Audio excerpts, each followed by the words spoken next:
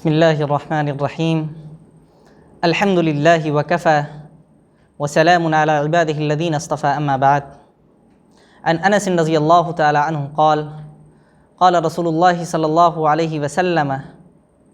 طوبى لمن شغلہ عیبہ عن عیوب الناس۔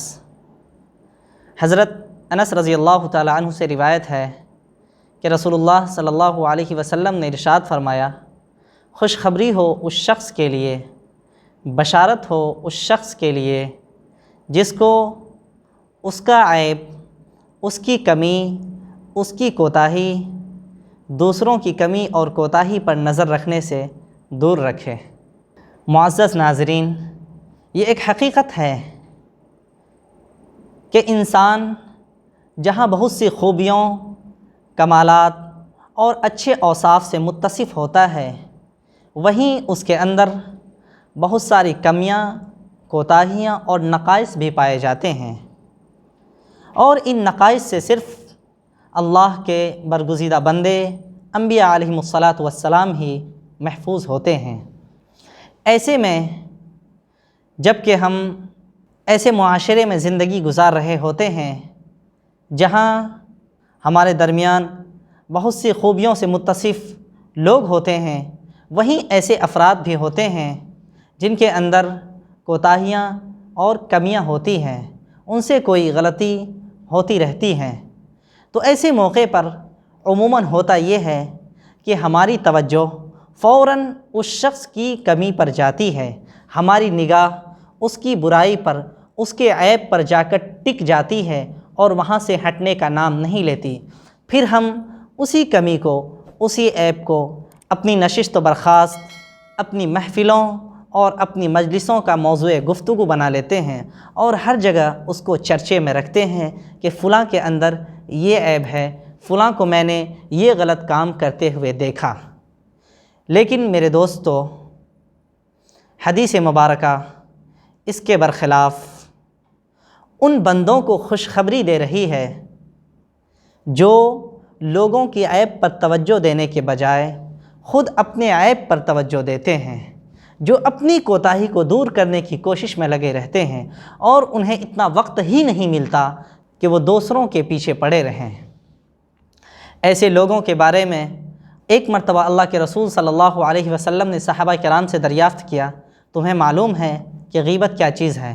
صحابہ نے عرض کیا، اللہ اور اس کے رسول ہی بہتر جانتے ہیں۔ تو آپ نے فرمایا کہ ذکرک اخاک بما یکرہ، تم اپنے بھائی کے بارے میں ایسی چیز بیان کرو جس کو وہ ناپسند کرتا ہو، یہ غیبت ہے۔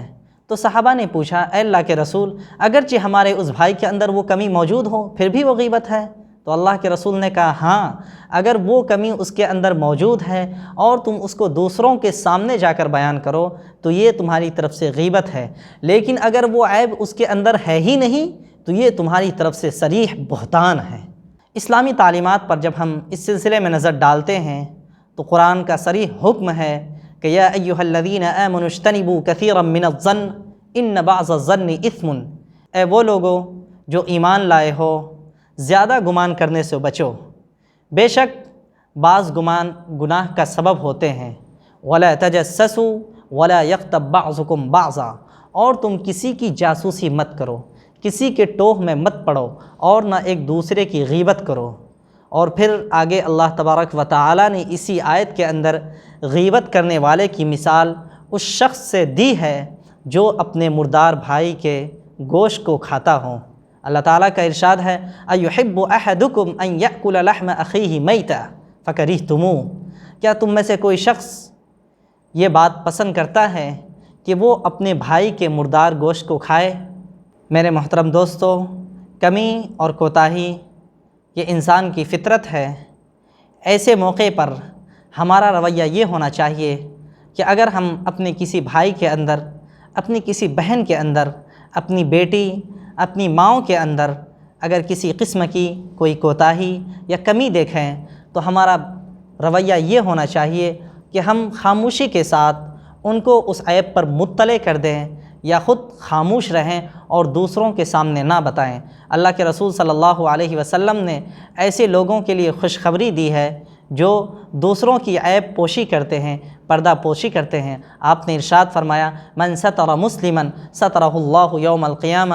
کہ جو شخص کسی مسلمان کے عیب کو چھپائے تو قیامت کے دن اللہ تعالیٰ اس کے گناہوں پر بھی پردہ ڈال دیتا ہے۔ کیا ہی بہتر ہو کہ ہم اپنی زندگی کو اس حدیث کے مطابق ڈھال لیں تاکہ کل قیامت کے دن خود ہمیں رسوائی کا سامنا نہ کرنا پڑے۔ وآخر دعوانا ان الحمد للہ رب العالمین۔